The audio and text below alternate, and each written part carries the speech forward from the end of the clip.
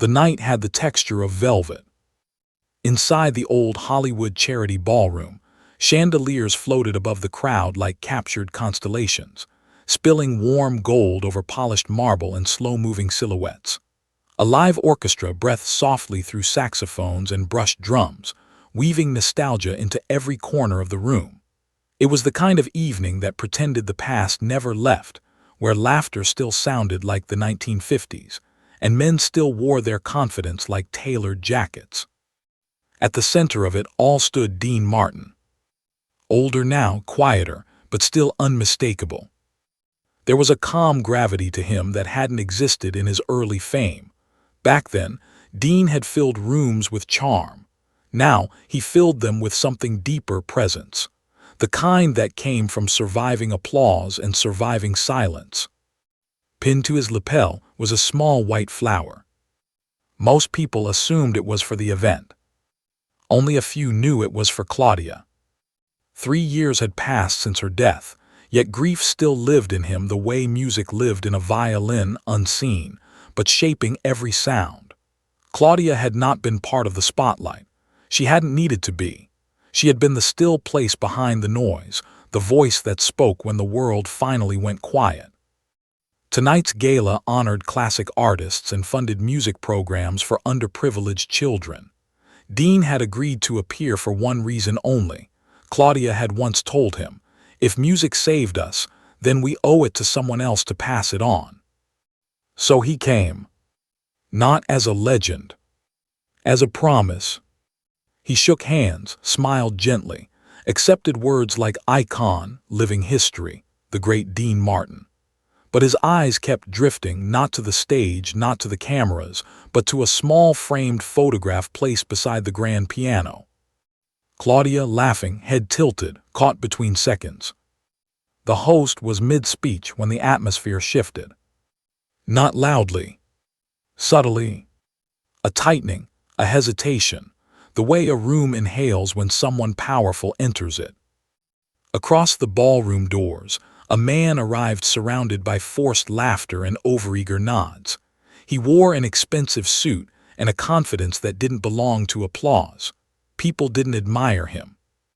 They calculated him.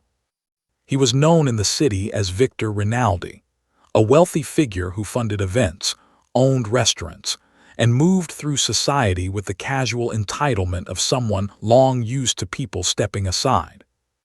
No one announced him. He didn't knight it. He scanned the room, smiling as though he were inspecting a possession, until his gaze landed on Dean. Something lit in his eyes. Recognition. Interest. And something darker. Within minutes, Victor was at Dean's table, a glass already in hand, voice loud enough to gather attention without asking for it. "Dean Martin," he said warmly, placing emphasis on the name as if tasting it.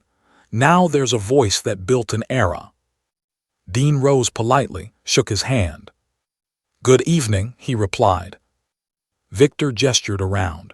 "Beautiful event, nostalgic, makes a man think about all the things he's lost." Dean inclined his head, neither agreeing nor inviting. Victor's smile stretched. "And all the people," he added. A few nearby guests shifted. The air thinned. Victor lifted his glass slightly, eyes drifting past Dean, toward the photograph near the piano. "I hear," he continued casually, "that the woman who used to keep you grounded, she's gone now." Dean's fingers stilled at his side. Someone coughed. A woman nearby turned, alarm flickering across her face.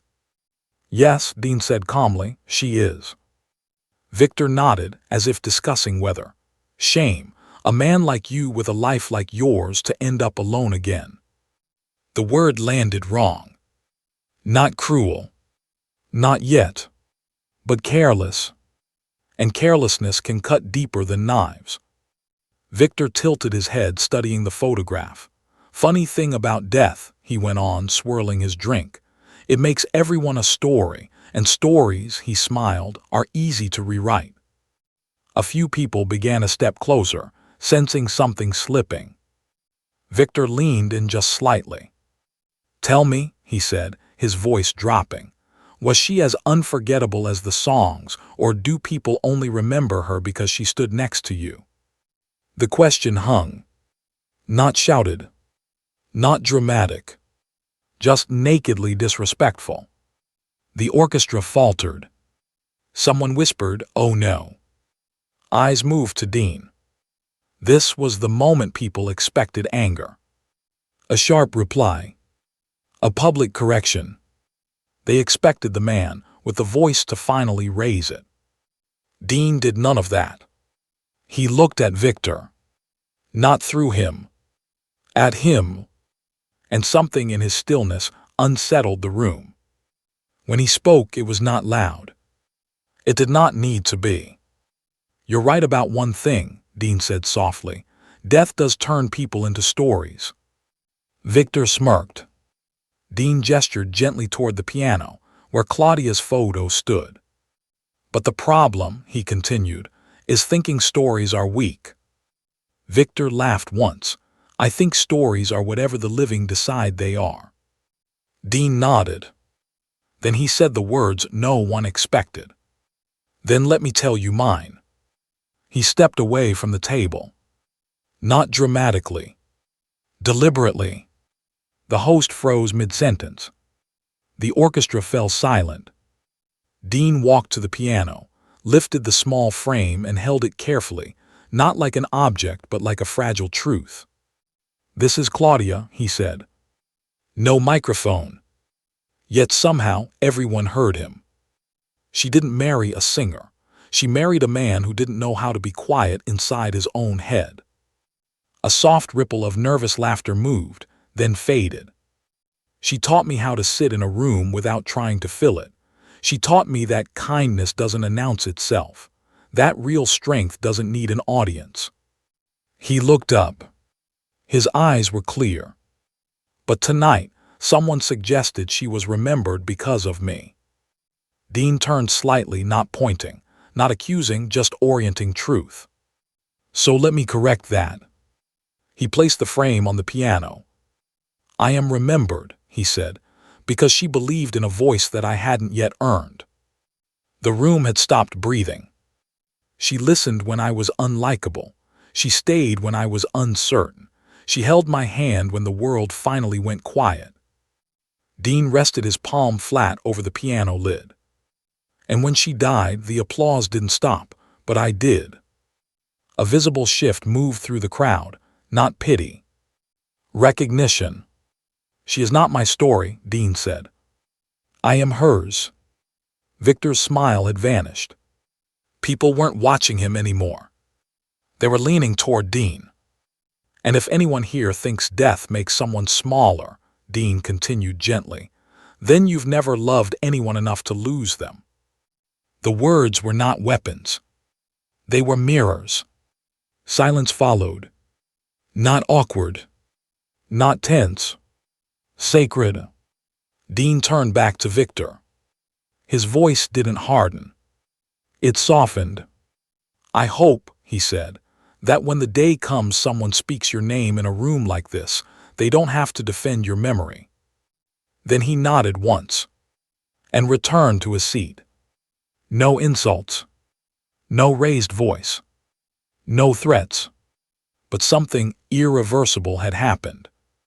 Because for the first time since Victor Rinaldi had entered the room, no one was standing near him anymore.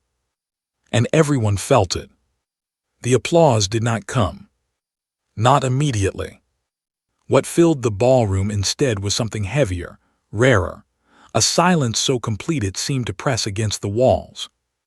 People remained standing, frozen in the aftershock of Dean Martin's words. The orchestra members sat with instruments lowered. The host's cue cards drooped in his hands. A woman near the front wiped her eyes without realizing she had begun to cry. And at the far edge of the light, Victor Rinaldi stood alone. Not physically, there were still dozens of people in the room, but emotionally isolated in a way no crowded space could undo. Conversations had resumed, but they bent away from him, flowing like water around stone. Laughter restarted in pockets. Glasses clinked again. Yet the space around Victor stayed eerily open, as if an invisible boundary had been drawn. He had entered the night expecting power. He was leaving the center of it. Victor took a slow drink, more out of habit than pleasure. For the first time in years, he felt watched, not with fear, not with flattery, but with evaluation. Across the room, Dean had returned to his chair. A young violinist nearby leaned down and whispered something to him. Dean smiled politely, but his attention drifted again to the photograph on the piano. He had not planned to speak. He had only planned to survive the evening. Yet something in Victor's words had brushed a place grief still guarded. Not anger, something older. The quiet promise he had made to Claudia in a hospital room when the machine still hummed and the doctors still avoided certainty. Don't let the world make you small. Dean had carried that sentence longer than any song. Now it hovered in the room, working on people in ways he could not see. Behind him, he felt a presence before he heard it. Mr. Martin. The voice was not Victor's. It was a woman's, controlled, low, precise. Dean turned. She was in her late 30s, dressed simply, her posture straight in a way that suggested she was used to rooms where posture mattered. Her name, when she offered it, was Elena Rinaldi. Victor's daughter. I just wanted to say, she continued, choosing each word carefully, what you did tonight, it wasn't performance, and it wasn't revenge, it was something else. Dean studied her face. There was none of her father's indulgent confidence, only restraint, and something that looked like quiet fatigue. I'm glad it meant something, Dean replied. She hesitated, then said it will. Before he could ask what she meant, she inclined her head politely and walked away, not toward the crowd, but toward a side corridor that led deeper into the building. Dean watched her go, unsettled by a sense he could not yet name. Across the room, Victor had noticed her movement too. And for the first time that night, something like unease crossed his face. He set his glass down harder than necessary and followed. The corridor beyond the ballroom felt like another world. Carpet muted every footstep. The golden noise of the gala dimmed into a distant murmur. Old framed photographs of Hollywood premieres lined the walls, stars frozen in smiles that no longer belonged to them. Elena walked ahead, her heels steady, her shoulders tense. Victor caught up near a closed dressing room door. What was that? He demanded quietly. She turned to him. Not angrily, not emotionally, but with a stillness that matched Dean's. You embarrassed yourself, she said. Victor scoffed. I embarrassed myself. He turned the entire room against me. No, she corrected, you did. He leaned closer. Don't lecture me about rooms. I built rooms before you could spell your own name. She met his eyes. And yet tonight, one man walked into one you couldn't control. Victor's jaw tightened. Elena continued, you think influence is volume, you think presence is fear, but what he didn't take anything from you. She paused. He revealed something you don't have. Victor exhaled sharply. You came here to analyze my character now. I came here, she said quietly, because I recognized the look on your face when he spoke. He laughed dismissively. You recognized nothing. I recognized the same look you had at my mother's funeral. The words landed differently. Victor's voice lowered. That's not. That's exactly what it is, Elena interrupted. That same helpless anger, that same confusion about why the room was grieving someone you barely knew how to talk to. Victor turned away. Down the hallway, a service door opened briefly. The smell of coffee drifted out, then vanished. Elena softened her tone. You mocked a woman you never met because he loved her in a way people could feel, and that scared you. Victor faced her again. Don't assign emotions to me. I'm not, she replied. I'm naming consequences. She gestured back toward the ballroom. You lost that room, and you didn't even notice when. Victor's eyes flickered. What do you want from me? He asked sharply. Alina hesitated, then said something unexpected. I want you to hear his story. Victor laughed once. I heard it. It was sentimental theater. No, she said, it was unfinished. He studied her. What does that mean? It means, she replied, you interrupted something he's been carrying for years, and he didn't even get to the part that matters. Victor's irritation rose. And how would you know that? Because, she said quietly, I've been working with the hospital foundation this event supports. Victor stiffened. She continued, 3 years ago, Dean Martin funded a wing most people don't know exists. He never put his name on it, never attended the openings, never took a photograph. Victor said nothing. Alina's eyes did not leave his. That wing exists because of Claudia. Victor frowned. So, Alina said, every child there who learns to breathe without a machine, every family that walks out without a bill they can't pay, they don't know her name. She took a breath. But they live inside her decision. The corridor seemed narrower now. Victor swallowed. Why are you telling me this? Because, Alina said, you laughed at a woman whose absence feeds hundreds of lives. Victor looked away again. For a moment he said nothing. Then more quietly, you're romanticizing. Alina shook her head. No, I'm warning you. He looked back. About what? That this night isn't over, she said. And if you walk out without understanding why the room went silent, then you'll keep losing rooms until there's nowhere left to stand. Victor stared at her. The daughter who had once waited up for him, who had once measured her worth by the weight of his attention, now standing before him with a steadiness he did not recognize. Dean Martin is not your problem, Alina said. He is your mirror. She stepped past him and returned to the sound of music. Victor remained in the corridor long after she was gone. Something inside him had begun to unravel. Not guilt, not regret, but a dangerous third thing. Doubt. He pressed his palm to the wall, breathing slowly, then finally turned back toward the ballroom, where Dean Martin was no longer seated, where the piano stood unattended, where the photograph was gone, and where a small side door near the stage now stood open. Victor hesitated, then followed, not as a guest, but as a man walking towards something he could not yet name. The door did not creak. It closed with the soft precision of places not meant for audiences. Behind the stage, the gala's golden atmosphere dissolved into something dimmer, narrower, and strangely more honest.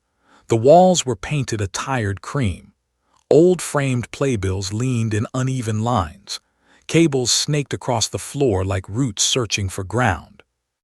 Victor Rinaldi stood just inside the doorway, unsure why he had followed.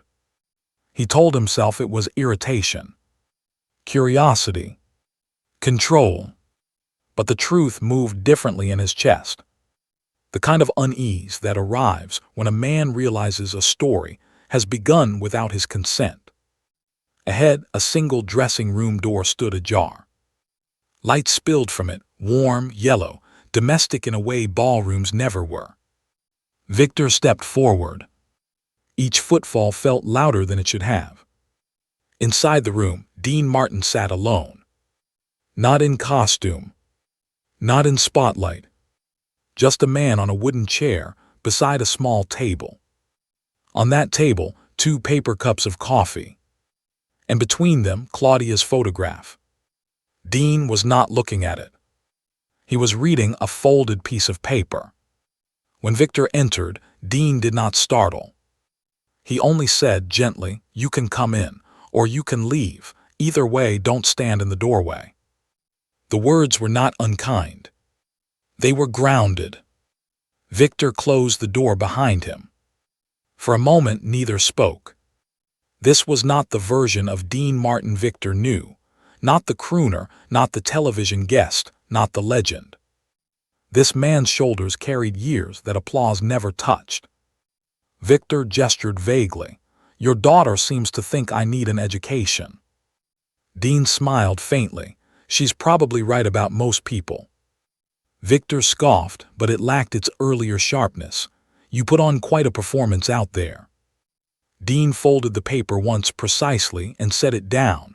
That wasn't for them. Then what was it for? Victor asked. Dean met his eyes. It was for me. The words unsettled Victor more than any accusation could have.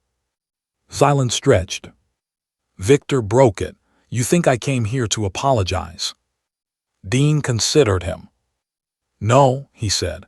I think you came because something didn't land the way you expected. Victor frowned. You don't know what I expected. Dean gestured to the chair across from him. Sit down, then tell me. Victor hesitated, then sat. The chair creaked under a weight it had not been built for. For the first time that night, Victor noticed his hands. They were shaking. Barely. But they were. Dean watched them. Said nothing. Victor drew a breath. You made me look small. Dean nodded. Yes. No defense. No softening. Just truth. Victor bristled. You enjoyed it. Dean shook his head. No, I endured it. That answer disarmed him. Victor leaned back. You could have ignored me. You chose to turn it into something public. Dean glanced at the photograph. I didn't choose the room, he said quietly. I chose the moment. Victor followed his gaze. You keep bringing her into this. Dean lifted the photo and handed it across the small table. Victor did not take it at first. Then he did. The frame was lighter than he expected. She was a schoolteacher, Dean said. History. Victor blinked. A schoolteacher. She taught kids who were already convinced they were small, Dean continued. Kids who thought their names were temporary. Victor looked at the smiling woman. Dean went on. Claudia didn't correct essays first. She corrected beliefs. Victor shifted uncomfortably. What does that have to do with tonight? Dean leaned forward. Everything. He reached for the folded paper and opened it. This, he said, is the letter she wrote 2 weeks before she died. Victor tensed. Why are you showing me this? Dean's eyes did not waver. Because you spoke her name like it was a prop, and props don't write letters. He slid the paper across the table. Victor stared at it. Read, Dean said. Victor almost refused. Almost. Then he unfolded it. The handwriting was neat, rounded, patient. Dean did not read aloud. Victor did. At first only silently. Then, without realizing, in a voice that had lost its polish. If you're reading this, then I didn't get to finish what I wanted to say. So I'll say the important part first. Don't build anything in my name. Build it in the quiet places.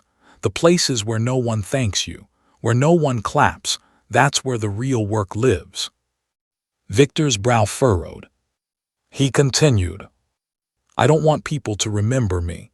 I want them to have less to be afraid of, less to be ashamed of, less to hide. His throat tightened unexpectedly.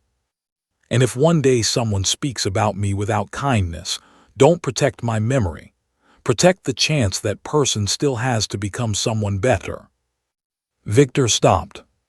The room felt smaller. He looked up. Dean's voice was barely above breath. She didn't believe dignity was something you defended. She believed it was something you extended. Victor exhaled slowly. You're saying I'm what? A lesson. Dean shook his head. No, you're a person standing at a crossroads pretending it's a stage. Victor looked back down at the letter. Something inside him cracked, not open, but enough for light to find an edge. My wife, he said suddenly. Dean lifted his eyes. She died 12 years ago, Victor continued. We weren't close, not like this. He gestured faintly with the letter. She was sick, I was busy. The words tasted unfamiliar. I paid for everything, doctors, rooms, silence. He swallowed, but I didn't sit. Dean did not interrupt. Victor stared at the floor. People stood when she died, they said all the right things, then they forgot. He laughed quietly, so did I. Dean spoke gently. No, you built a life that made forgetting easier. Victor looked up sharply. Dean met his gaze without judgment. Claudia didn't scare you tonight, Dean said. Being seen did. Victor's jaw trembled. For a long moment he said nothing. Then he held the photograph closer. She looks like someone who waited, he said. Dean nodded. She did. For you, Victor asked. For the world, Dean replied. Victor closed his eyes briefly. When he opened them, they were wet. Not crying, but close. What do you want from me? He asked again. Dean took the photograph back gently and set it on the table. I want you to leave this room knowing, he said, that power doesn't protect you from emptiness. It only decorates it. Victor stood slowly. The room seemed to tilt. He looked at Dean, really looked. Not as a figure, but as a man who had loved someone enough to let that love change the way he spoke to strangers. I don't know how to fix this, Victor said quietly. Dean stood too. You don't fix this, he replied. You live differently after it. They stood in silence. Outside the room, the faint sound of the orchestra drifted, a melody about time. About loss. About the spaces between notes. Victor finally nodded. Not agreement. Acknowledgement. And walked to the door. His hand rested on the handle. He paused. What happens now? He asked. Dean's answer was soft. Now you decide whether tonight ends as an insult or a beginning. Victor opened the door and stepped back into the light. When Victor Rinaldi stepped back into the ballroom, the room was no longer the same. It wasn't that the music had changed. The orchestra had returned to its gentle rhythm, the glasses were clinking again, the conversations had cautiously resumed. From the outside, the night looked intact. But Victor felt the difference immediately. People weren't afraid of him anymore. And they weren't impressed either. They simply didn't orbit him. He moved through the edge of the gathering like a ghost among warm bodies, carrying something heavy and invisible in his chest. Every laugh felt slightly offbeat, every smile slightly delayed, as if the night were continuing out of politeness rather than momentum. Across the room, Dean Martin stood near the piano, speaking quietly with the young violinist. His posture was relaxed. His hands rested loosely at his sides. He looked lighter. Victor realized with a start that the man who had been wounded in the public moment was not Dean. It was him. Victor turned away, instinctively searching for a distraction, when he saw Elena standing near the far wall, her arms folded, watching him. Not accusing. Waiting. He walked toward her. She studied his face as he approached, as though reading a page she hadn't expected to be handed. You went back there, she said. Yes, he replied. She did not ask what happened. She didn't need to. I'm leaving, Victor added. Her brow creased slightly. Already. He nodded. I don't belong to this version of the night. She considered that. Then she said something unexpected. Neither do I. They stood in silence for a moment. Then Elena spoke again. What are you going to do? Victor exhaled slowly. I don't know yet, he said, but for the first time in a long time, I know what I won't do. He gestured vaguely back toward the crowd. I won't hide in rooms that clap. Alina's expression softened. "That's a beginning," she said. Victor hesitated. "Would you," he asked, "walk out with me?" She studied him. The man who had raised her in buildings. The man who had taught her success before he taught her stillness. The man who had never once asked her to leave something with him. She nodded. "Yes," she said. And they walked toward the exit together. Not followed. Not noticed. Just two silhouettes slipping past velvet curtains and into the cool night. Inside the ballroom, the host's voice returned to the microphone, steady but altered. "Ladies and gentlemen," he said, "we were scheduled for a performance next, but Mr. Martin has graciously agreed to do something different." A ripple of curiosity moved. Dean turned toward the piano. He placed Claudia's photograph gently on its edge, where the stage lights caught the glass. Then he sat. The first note he played was not one of his famous songs. It was something slower, simpler, almost hesitant, the kind of melody that doesn't perform. It remembers. The room quieted.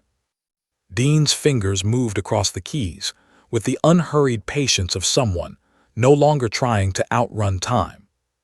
When he finally began to sing, his voice was softer than the record's, but deeper, not polished by studios, worn open by living.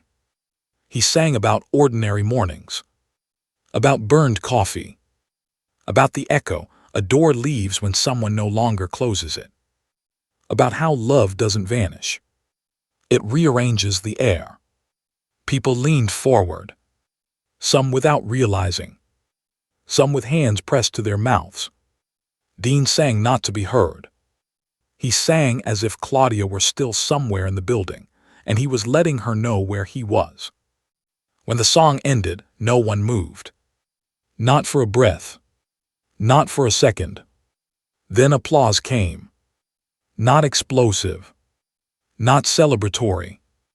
It rose slowly, like a tide acknowledging a moon. Dean stood. He nodded once, and stepped away from the piano. Outside, the city had cooled.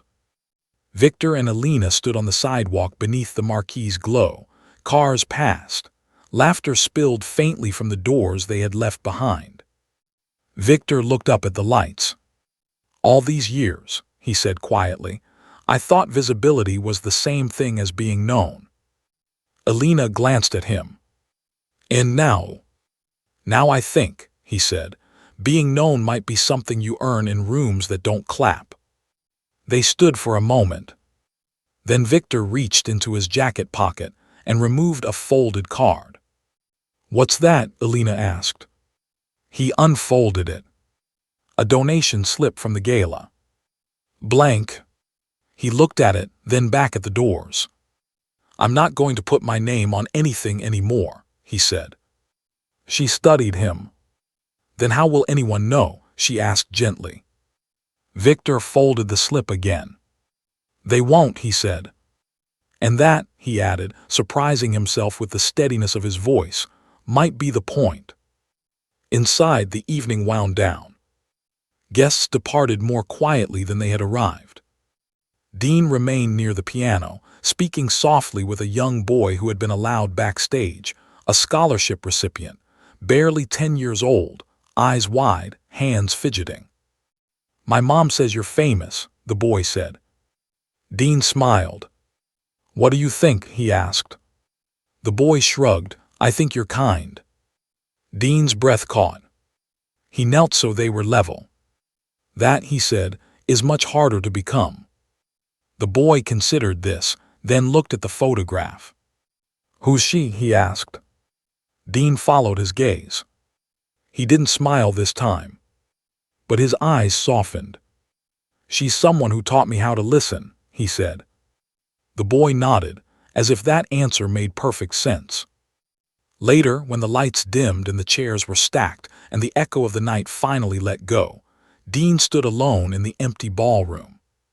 He walked to the piano, touched the frame, and whispered, so quietly even the walls could not carry it. I did okay. Outside, somewhere beyond the glass, a city breathed. And somewhere within it, two people walked home differently than they had arrived. And somewhere else, a room remembered the sound of a man choosing love over defense. Which is how stories survive. Not by being told, but by changing the way someone leaves.